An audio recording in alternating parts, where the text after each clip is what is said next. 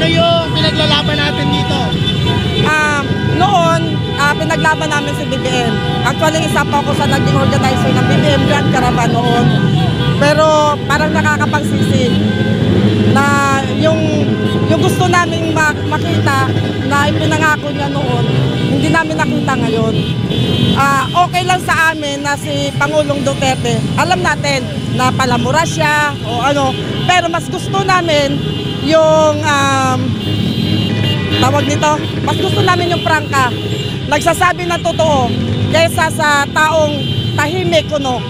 Ano panawagan nyo? Sana papalikin na si Pangulong Duterte. Ilan po kayo? Taga saan kayo lahat?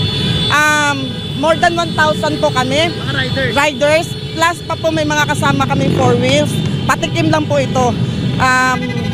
Mula meron kami taga Pampanga, may taga Davao, Bulacan, Cavite, Laguna. Lahat po. Yun. Oh, NCR ma'am. Yes po. Kay Pangulong Duterte o kaya sa gobyerno? Tatay Digong, nandito kami para sa iyo.